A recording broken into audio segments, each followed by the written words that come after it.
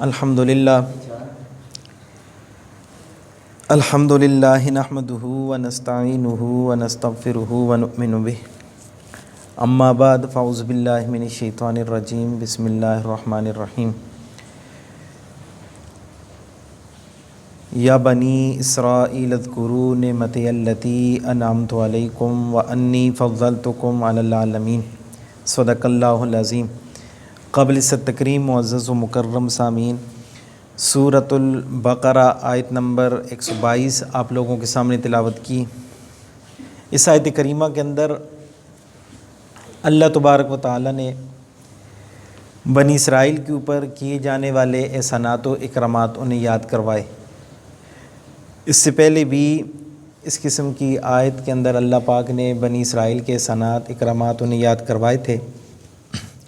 بنی اسرائیل اللہ پاک خطاب کر کے فرماتے ہیں یا بنی، اے اولاد اسرائیل، اسرائیل علیہ السلام کی۔ سیدنا ابراہیم خلیل اللہ کے 2 بیٹے تھے، ایک کا نام اسماعیل علیہ السلام، ایک کا نام اسحاق علیہ السلام۔ دونوں ہی اللہ تبارک و تعالیٰ کی برگزیدہ پیغمبر تھے۔ پھر اسحاق علیہ السلام کی اولاد کے اندر اللہ تبارک و تعالیٰ نے ان کو ابتداً 2 بیٹے عطا فرمائے، ایک کا نام یعقوب علیہ السلام، ایک کا نام عیس۔ یہ 2 صاحبزادے حضرت اسحاق علیہ السلام کے تھے۔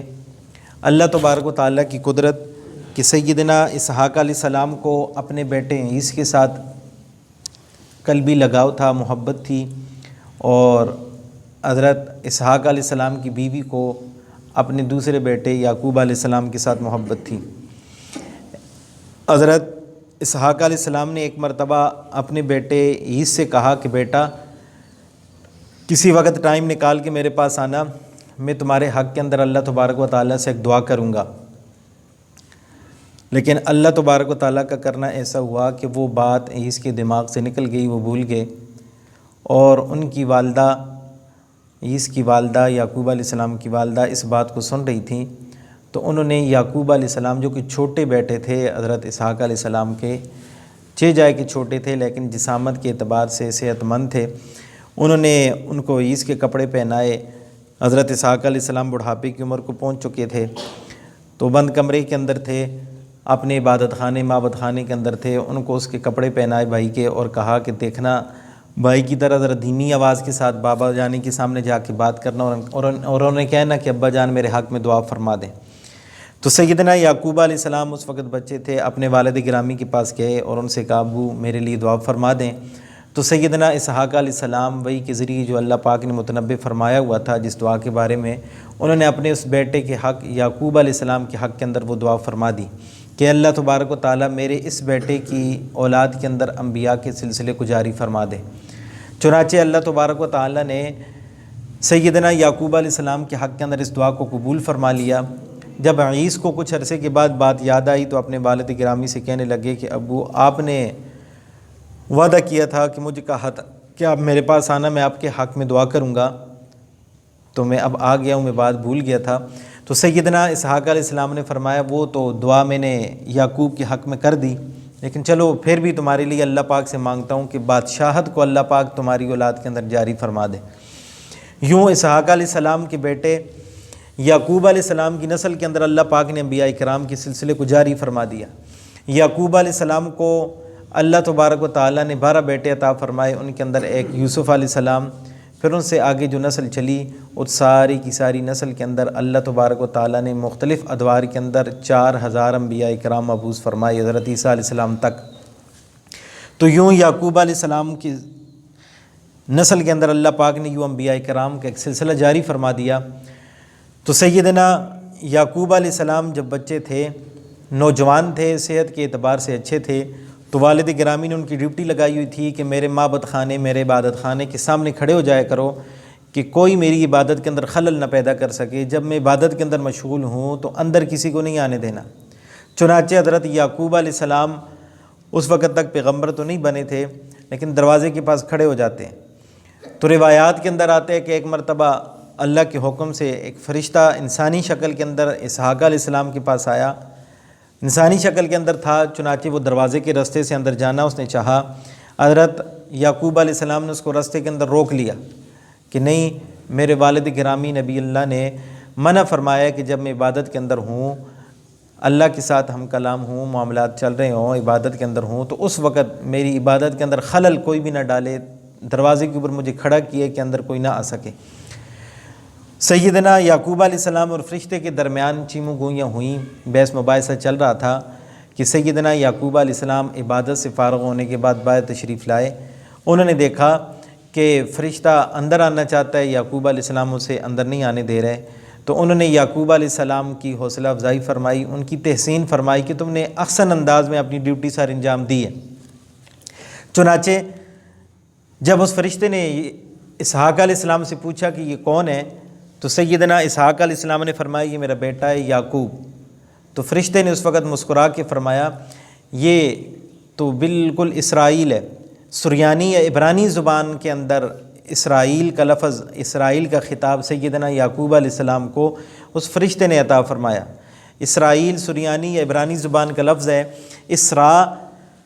اسرا کہتے ہیں بندے کو، ایل کہتے ہیں اللہ تبارک و تعالیٰ کی ذات گرامی کو، تو اسرائیل پورا معنی ہوگا عبد اللہ، یعنی اللہ تبارک و تعالیٰ کا بندہ۔ تو فرشتے نے سیدنا یعقوب علیہ السلام کی اس بہترین کارکردگی کے اوپر انہیں عبد اللہ قرار دیا کہ یہ اللہ پاک کے بندے ہیں، کتنی احسن انداز میں نبی کے کام کو سر انجام دے رہے ہیں، ڈیوٹی کو پورا کر رہے ہیں، تو انہوں نے انہیں عبد اللہ اسرائیل قرار دیا۔ اس وقت سے سیدنا یعقوب علیہ السلام کا ایک نام اسرائیل پڑ گیا۔ تو سیدنا یعقوب علیہ السلام کا اسرائیل نام پڑا، تو ان کے آگے جو نسل چلی ان کو بنی اسرائیل اسی نسبت سے کہا جاتا ہے۔ سیدنا یعقوب علیہ السلام کی اولاد کے اندر اللہ تبارک و تعالیٰ نے بڑے بڑے انعامات فرمائے۔ یا بنی اسرائیل اذکروا، اے بنی اسرائیل اذکروا یاد کرو نعمتی، میری نعمت کو، التی وہ نعمت، انعمتو جو میں نے انعام کی، علیکم تمہارے اوپر۔ تو اللہ تبارک و تعالیٰ نے بنی اسرائیل کے اوپر بے انتہا احسانات و اکرامات کیے، ان کے اوپر بڑے بڑے احسانات کیے۔ ان بڑے بڑے احسانات کے اندر دنیاوی احسانات بھی تھے، اخروی احسانات بھی تھے۔ اللہ پاک خود فرما رہے ہیں جعل فیکم انبیاء وجعلکم ملوکا، ہم نے تمہارے درمیان انبیاء بھی مبعوث فرمائے، تمہارے درمیان ہم نے بادشاہت بھی بھیجی۔ تو اللہ پاک نے دنیاوی اعتبار سے بادشاہت بھی بنی اسرائیل کو عطا فرمائی تھی، اخروی اعتبار سے نبوت کا سلسلہ بھی 4000 انبیاء اکرام ان کی نسل کے اندر پیدا فرمائے تھے، بادشاہ بھی تھے۔ یوسف علیہ السلام سیدنا یعقوب علیہ السلام کے بیٹے وہ بادشاہ تھے، داؤد علیہ السلام خلیفۃ فی الارض قرار دے دیے گئے بادشاہ تھے، سیدنا سلیمان علیہ السلام کو عظیم الشان بادشاہت اللہ تبارک و تعالیٰ نے عطا فرمائی۔ اس اعتبار سے ان کی نسل کے اندر بادشاہوں کے سلسلے بھی تھے اور انبیاء کے سلسلے بھی تھے، تو اس اعتبار سے ان کے اوپر بڑے بڑے احسانات و اکرامات اللہ پاک نے کیے، اور یہ احسان، یہ اکرامات یاد کروائے جا رہے ہیں۔ کیوں؟ اس لیے کہ یہ بنی اسرائیل شکر بجا لائیں کہ اللہ پاک نے ان کے اوپر احسان کیے، ان کے اوپر انعامات کیے، ان انعامات کا شکر بجا لائیں۔ لئن شکرتم لازیدنکم، شکر کریں گے اللہ پاک زیادہ عطا فرمائیں گے، ولئن کفرتم ان عذابی لشدید، اگر انکار کریں گے پھر اللہ نے اپنے عذاب سے ڈرایا۔ تو بنی اسرائیلیوں کو شکر ادا کرنے کے لیے کہ اللہ تبارک و تعالیٰ کے ہاں عملی شکر، کہ جس نبی کے دور کے اندر پیدا ہوا اس نبی کے پیروکار بن کے اس کے حکم کے مطابق اللہ پاک کے احکامات کی اتباع فرما برداری کرنا شروع کر دیں، تو یہ حقیقت کے اندر شکر ہے۔ تو اللہ پاک نے بنی اسرائیل کو بھی شکر کی ترغیب دینے کے لیے انعامات یاد کروائے۔ وَأَنِّي فَضَّلْتُكُمْ عَلَى الْعَالَمِينَ، اور ہم نے تمہیں فضیلت عطا فرمائی علی العالمین، تمام کے تمام جہانوں کے اوپر۔ عالم جہان کو کہا جاتا ہے، عالمین تمام کے تمام جہان۔ تو اس سے مراد ہرگز یہ نہیں کہ امت محمدیہ کا جو دور ہے اس دور کے اوپر بھی یا امت محمدیہ کے اوپر بھی اللہ پاک نے ان کو فضیلت عطا فرمائی، یہ بات ہرگز اس آیت کریمہ سے ثابت نہیں ہوتی۔ کیوں؟ اس لیے کہ امت محمدیہ کی فضیلت باقی تمام کی تمام امتوں کے اوپر، تمام کے تمام ادوار کے اوپر، تمام کے تمام جہانوں کے اوپر اللہ تبارک و تعالیٰ نے اس کی فضیلت کو اپنے پاک کلام کے اندر خود بیان فرمایا۔ کنتم خیر امت اخرجت للناس تأمرون بالمعروف وتنہون عن المنکر، کہ خیر الامم کا خطاب اللہ پاک نے دیا۔ حضور علیہ الصلوۃ والسلام کی متعدد فرامین اس امت کی بہترین امت ہونے کا اعلان فرماتے ہیں، اور ائمہ مجتہدین کا اجماع کہ یہ امت بہترین امت ہے۔ ان ساری کی ساری باتوں سے یہ بات سامنے آتی ہے کہ جو اللہ پاک ان کو فرما رہے ہیں کہ میں نے آپ کو فضیلت عطا فرمائی تمام کے تمام جہانوں کے اوپر، یہ فضیلت کا وعدہ کرنا، یہ فضیلت کی خوشخبری ان کو سنانا، یہ ان کے ادوار کے اندر، اس دور کے اندر یا امت محمدیہ سے پہلے جو قومیں پیدا ہوئیں ان کے اندر اللہ پاک نے ان کو خاص شان، خاص فضیلت عطا فرمائی تھی۔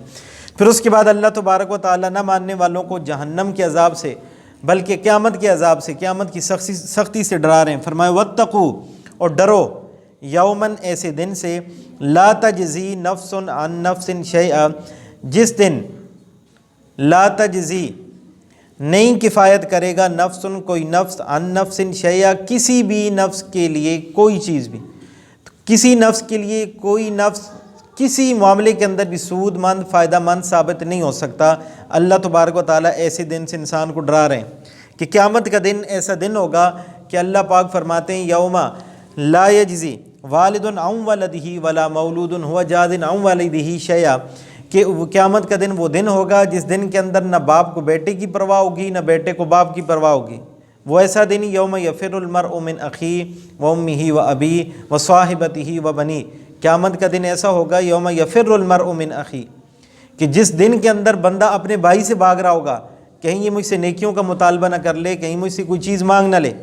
یوم یفر المرء من اخیہ، بھائی اپنے بھائی سے بھاگ رہا ہوگا، و امہ و ابی، اپنی ماں سے بھاگے گا، اپنے باپ سے بھاگے گا، و صاحبتہ و بنی، اپنی بیوی سے بھاگ رہا ہوگا، اپنے بچوں سے بھاگ رہا ہوگا۔ ایسا دن ہوگا نفس نفسی کا عالم۔ حضور علیہ الصلوۃ والسلام فرماتے ہیں کہ قیامت والے دن جب میزان عدل قائم ہوگا تو کچھ لوگوں کے جب حساب کتاب شروع ہو جائیں گے تو ایک بندے کو لایا جائے گا، اس کے اعمال کھولے جائیں گے، پھر ترازو کو رکھا جائے گا، اس کے ایک ترازو کے ایک پلڑے کے اندر اس کی نیکیوں کو، دوسرے پلڑے کے اندر اس کے گناہوں کو رکھا جائے گا۔ پھر جب ترازو کو اٹھایا جائے گا تو اس کے دونوں پلڑے آپس میں برابر ہوں گے، یعنی نیکیاں اور گناہ اس کے بالکل برابر ہوں گے۔ جب نیکیاں اور گناہ برابر ہوں گے، اللہ کی رحمت سے اعلان ہوگا کہ جاؤ میرے بندے، پوری دنیا کے اندر کہیں سے کسی ایک بندے سے مطالبہ کرو اور ایک نیکی کہیں سے حاصل کر کے لے آؤ، تمہاری نیکیوں والے پلڑے کے اندر اس نیکی کو رکھا جائے تاکہ وہ وزنی ہو جائے، تمہاری جنت میں جانے کے فیصلے ہو جائیں۔ وہ بڑی خوشی اس بات کو تسلیم کرتے ہوئے لوگوں کی طرف بھاگے گا، اپنے دوستوں کے پاس، لنگوٹی یاروں کے پاس جو ایک دوسرے کے بغیر کھانا نہیں کھاتے تھے، سب سے پہلے ان کے پاس جائے گا، لیکن وہاں سے اس کو ایک نیکی نہیں ملے گی۔ پھر وہ اپنے بھائی کے پاس آئے گا کہ یہ میرا بازو تھا، ہم ایک دوسرے کے اوپر فخر کیا کرتے تھے، اس سے نیکی کا مطالبہ کرے گا لیکن وہ نیکی دینے کے لیے تیار نہیں۔ پھر والد گرامی کے پاس آئے گا لیکن والد بھی نیکی دینے کے لیے تیار نہیں۔ عزیز و اقارب رشتہ داروں کے پاس جائے گا، کوئی ایک نیکی اس کو روز قیامت نہیں دے گا۔ پھر اس کے بعد آخر کے اندر اپنی ماں کے پاس آئے گا، اپنی ماں کے پاس آئے گا، ماں کو مخاطب کر کے کہے گا اتعرفینی، اماں جان کیا آپ نے مجھے پہچانا ہے؟ تو ماں اس کو کہے گی ہاں تجھے میں نے پہچانا ہے، تیرے لیے میں نے بڑی بڑی مشقتیں برداشت کی تھیں، جب تو پیدا ہوا پھر بھی میں نے مشقت برداشت کی، تو جو تمہیں نہیں بھول سکتی تو میرا بیٹا ہے۔ تو اس نے کہا کہ اماں جان میں آپ کا بیٹا ہوں، آپ نے مجھے پہچان لی ہے، تو میرے ترازو کے اندر ایک نیکی کی کمی ہے، تو آپ مجھے ایک نیکی عطا فرما دیں تاکہ میری نیکیوں والا پلڑا بھاری ہو جائے، میرے جنت میں جانے کے فیصلے ہو جائیں۔ تو اس کی ماں آگے سے جواب دے گی الیک عنی، مجھ سے دور ہو جا، کہ آج وہ دن ہے جس دن کے اندر میں تجھے ایک نیکی نہیں دے سکتی، میں تجھے ایک نیکی دے دوں پتہ نہیں میری ایک نیکی کم ہو جائے، میرے جہنم میں جانے کے فیصلے ہو جائیں۔ چنانچہ ایک ماں جو اتنی زیادہ بچے کے ساتھ محبت کرتی ہے، قیامت والے دن وہ ایک نیکی دینے کے لیے تیار نہیں ہوگی، اتنا سختی کا دن ہوگا۔ تو اس سختی کے دن کے اندر، دن سے اللہ تبارک و تعالیٰ اس آیت کریمہ کے اندر ڈرا رہے ہیں، واتقوا، اور ڈرو، یومن ایسے دن سے، لا تجزی نفس عن نفس شیئا، جس دن کوئی نفس کسی نفس کی کسی کام نہیں آئے گا، ولا یقبل منها عدل، اور ولا یقبل، اور اس سے قبول نہیں کی جائے گی، منہا اس سے، عدل، کسی قسم کی کوئی جزیہ، کوئی جرمانہ، کوئی فدیہ اس سے قبول نہیں کیا جائے گا، ولا تنفعها شفاعۃ، اور نہ ہی اس کو سفارش فائدہ دے گی، ولا هم ینصرون، اور نہ ہی اس کی کسی قسم کی کوئی مدد کی جائے گی۔ دیکھیں جب بندہ قید خانے کے اندر چلا جائے، جیل کے اندر چلا جائے، تو اس کی رہائی یا جیل سے نکلنے کی عقلاً 4 ہی صورتیں بنتی ہیں۔ سب سے پہلی صورت یہ بنتی ہے کہ اس بندے کی کوئی ضمانت اٹھا لے، کوئی ضامن بن جائے تو اس کی ضمانت کے طور پہ اس کو جیل سے باہر نکلنے کی اجازت دی جا سکتی ہے۔ تو اللہ تبارک و تعالیٰ نے اس صورت کو بھی روز قیامت بالکل بند فرما لیا۔ فرمایا لا تجزی نفس عن نفس شیئا، کوئی نفس کسی نفس کی کسی بھی طرح کا کام نہیں آئے گا، کسی بھی نفس کا کوئی نفس ضامن نہیں بن سکے گا کہ اس کو کوئی فائدہ دے. تو یہ والی صورت بھی قطعاً نہیں ہوگی. اللہ پاک نے یہ سلسلہ بھی بند فرما دیا. ولا يقبل منها عدل. اور دوسری صورت یہ کہ بندے کی جرم ثابت ہو جائے، جب جرم ثابت ہو جاتے ہیں تو پھر اس کے بدلے کے اندر یا تو اس کو سزا کاٹنا پڑتی ہے یا اس سے جرمانہ وصول کیا جاتا ہے، فدیہ وصول کیا جاتا ہے. تو فدیے والی صورت بھی قطعاً ممکن نہیں ہوگی. اللہ تبارک و تعالیٰ نے اس کا بھی اٹل فیصلہ سنا دیا. واتقوا، اٹل فیصلہ فرما دیا ولا يقبل منها عدل، کہ اس سے کسی قسم کا کوئی جرمانہ، کوئی فدیہ قبول نہیں کیا جائے گا. پھر تیسری صورت یہ ہو سکتی ہے کہ کوئی صاحب ثروت بندہ، مالدار بندہ یا عہدے حکمرانی والا بندہ اس کی سفارش کر دے، جو اس کے مد مقابل ہے ان کے پاس جا کے سفارش کر دے یا جج کے سامنے جا کے سفارش کر دے اور اس کی سفارش قبول کر لی جائے. اس کے عہدے، اس کے مقام، اس کے منصب کی وجہ سے، کوئی صدر ہے، کوئی وزیر ہے، کوئی ایم پی اے، کوئی ایم این اے ہے، اس کی بات اگر مد مقابل قبول کر لے تو اس کی سفارش کی وجہ سے بھی اس کو آزادی مل سکتی ہے. تو اللہ پاک نے اس بات کی بھی نفی فرما دی ولا تنفع شفاعۃ، اس کے حق کے اندر کوئی بھی سفارش قبول نہیں کی جائے گی. یعنی سفارش کرنے والا کوئی بھی سفارش کرے گا تو اس کی سفارش قبول نہیں ہوگی. پھر چوتھی اور آخری صورت قید خانے سے نکلنے کی صرف اور صرف یہ ہو سکتی ہے کہ اس کے کوئی ساتھی ہوں، اس کے کوئی مددگار ہوں، وہ اس قید خانے کے اوپر حلہ بول دیں، اس کے اوپر حملہ کر دیں اور اس کو چھڑا کے باہر لے آئیں. تو ایک صورت یہ بھی ہو سکتی ہے. تو اللہ پاک نے اس صورت کا بھی دروازہ بند فرما دیا. فرمایا ولا هم ينصرون، اور نہ ہی ان کا کوئی مددگار ہوگا. پہلے تو مددگار ہو ہی نہیں سکتا کہ وہ اس وقت نفسہ نفسی کا عالم ہوگا، کوئی کسی کی مدد نہیں کرے گا. اگر مدد کرنے پہ آ بھی جائے تب بھی اللہ تبارک و تعالیٰ کے قید خانے سے، اللہ پاک کی جہنم سے کسی کو چھڑا لینا، یہ کسی انسان کیا کسی بھی چیز کی بس کی بات ہو ہی نہیں سکتی کہ اللہ تبارک و تعالیٰ جس کو پکڑ لے، اللہ کی پکڑ سے کسی کو کوئی چھڑا کے لے آئے، ایسا ہو ہی نہیں سکتا. تو اللہ تبارک و تعالیٰ نے جو عقلاً 4 صورتیں انسان کے قید خانے سے نکلنے کی بن سکتی تھیں، اللہ تبارک و تعالیٰ نے چاروں کی چاروں صورتوں کے اوپر مہر لگا دی کہ ان چاروں کی چاروں صورتوں میں سے کوئی ایک صورت بھی ایسی نہیں کہ مجرم بچ کے نکل جائے. لیکن جو تیسری صورت ہے ولا تنفع شفاعۃ، کہ اس کے حق کے اندر کوئی سفارش قبول نہیں کی جائے گی، اس کے اندر مفسرین کرام نے لکھا اس سے مراد صرف اور صرف مشرک اور کافر لوگ ہیں. جو کافر اور مشرک ہوں گے ان کے لیے یہ چاروں کی چاروں دروازے بند ہوں گے. لیکن جو مسلمان ہے، جس نے ایمان کا کلمہ پڑھ لیا، اس کے لیے ایک یہ والا دروازہ کھلا ہوا ہوگا کہ اللہ تبارک و تعالیٰ اس کے حق کے اندر، اگر یہ موحد ہے، اس نے شرک نہیں کیا، اس نے کفر نہیں کیا، تو اس کے حق کے اندر اللہ پاک سفارش کو قبول فرمائیں گے. نبی علیہ الصلوۃ والسلام سب سے بڑے شفیع ہوں گے، اپنی امت کے حق کے اندر سفارش کریں گے کہ یا ربا میری امت کو بخش دے. دوسرے بڑے شفیع علماء ہوں گے جن کے کہنے کے اوپر اللہ پاک 70 جہنمیوں کے جہنم سے نکلنے کے فیصلے فرمائیں گے. اور پھر اس کے بعد حفاظ کرام ہوں گے جنہوں نے حفظ کرنے کے بعد اس کا حق ادا کیا. اللہ پاک ان کے سفارش کے اوپر 10 ایسے جہنمیوں کو چھٹکارا عطا فرمائیں گے جن کے اوپر جہنم واجب ہو چکی ہے. پھر شہداء ہوں گے، ان کی سفارش بھی وہاں پہ قابل قبول ہوگی. پھر وہ والے بچے جو معصومیت کی صورت کے اندر ہی فوت ہو گئے، نہ بالغ تھے، بلوغت کی عمر کو نہیں پہنچے، وہ دنیا سے چلے گئے، تو ان کے والدین نے صبر کیا، واویلا نہیں کیا، بین نہیں کیے، روئے نہیں، اللہ کے ہاں گلے شکوے نہیں کیے. اگر اس شرط کے ساتھ وہ دنیا سے چلے گئے تو وہ چھوٹے معصوم بچے اپنے والدین کے حق کے اندر سفارش کریں گے اور اللہ پاک ان کی سفارش کو بھی قبول فرمائیں گے. اگر والدین ان کے پیچھے اللہ کے ہاں واویلے کرنے شروع ہو گئے، بین کرنا شروع کر دیا، رونا دونا اور اللہ کے ہاں گلے شکوے کرنے شروع کر دیے، تو پھر ایسے والدین کی بخشش وہ بچے بھی نہیں کروا سکتے. تو اس لیے سفارش جو اللہ پاک نے اس آیت کریمہ کے اندر فرمایا کسی کی سفارش قبول نہیں ہوگی، اس سے مراد مشرکین اور کفار ہیں.